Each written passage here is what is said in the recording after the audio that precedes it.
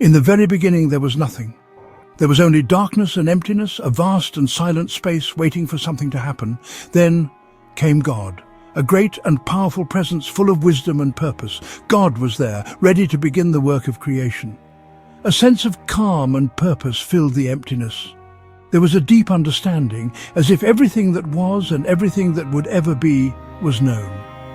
In the middle of the great nothingness, God was ready to create a world full of wonder and life. God looked out at the endless dark. It was a complete and total blackness without a single glimmer or spark. God raised a hand, and a voice echoed through the void. It was both powerful and gentle, a voice that could command the universe itself. "Let there be light," God said. And just as the words were spoken, a brilliant light burst forth, chasing away the shadows. The darkness scattered and fled before the magnificent brightness that now filled everything. It was the very first light the universe had ever seen, pure and beautiful. God saw the light and knew that it was good. There was satisfaction in the wonderful thing that had been made. The light was separate from the darkness, each having its own place. God decided to give them names so that they could be known and understood. The beautiful, bright light was called day. It would be a time for activity and warmth. The quiet, peaceful darkness was called night. It would be a time for rest and stillness. And so the first day and the first night came to be, marking the very beginning of time itself. With the first day complete, God looked upon the world that had started to form. The waters covered everything, a great swirling ocean without any shape or form. God decided that the water needed to be separated to make room for more creations. So God spoke again, creating a great space in the middle of the waters. This space was called sky. Some of the water was pushed up high above the sky, and the rest remained down below. This created a beautiful blue expanse above and a great deep ocean beneath, preparing the world for the next stage of its creation. On the next day, God looked at the great waters that covered the world below the sky.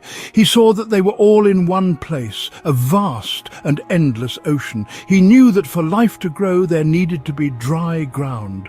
So God spoke his command to the waters. "Let the water under the sky be gathered to one place," he said, "and let dry ground appear." Immediately the waters obeyed his voice. They pulled back and gathered together into mighty oceans and deep seas. As the water moved, land began to rise up, forming mountains, hills, and flat plains. The world was no longer just a ball of water. It now had a solid foundation. God looked at the new dry ground he had created. He called the dry ground land. Then he looked at the great bodies of water he had gathered together. He called the gathered waters seas. He saw the beautiful contrast between the brown earth and the blue water, and he knew that it was good. His creation was taking shape, becoming a place of beauty and potential.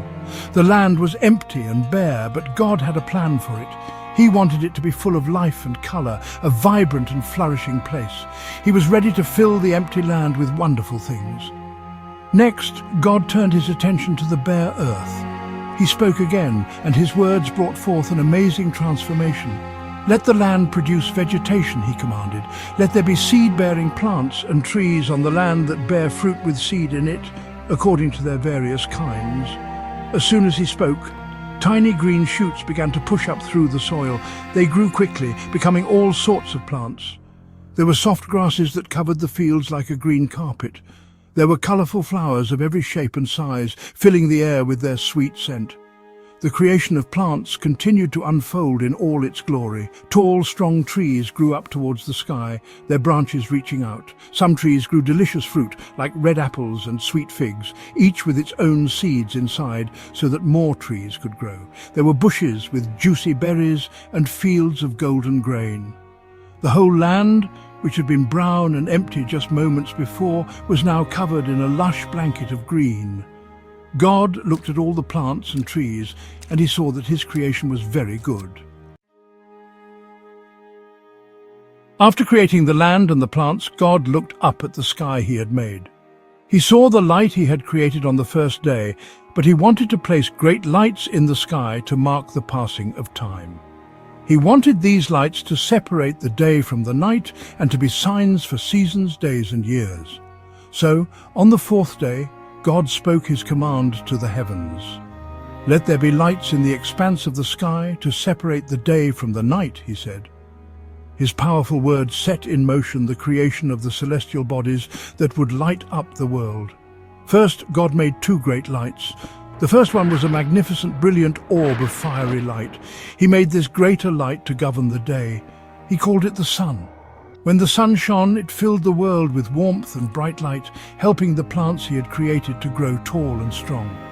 Then God made a second, gentler light. This lesser light was made to govern the night. He called it the moon. The moon glowed with a soft, silvery light, casting a peaceful calm over the world while it rested. God set these two great lights in their places in the sky, but God was not finished with the sky. He thought the dark expanse of the night sky looked a little empty with only the moon. He wanted to decorate it and make it even more beautiful. So he took handfuls of glittering dust and scattered them all across the darkness. These tiny twinkling lights he called the stars. There were millions and millions of them, more than anyone could ever count.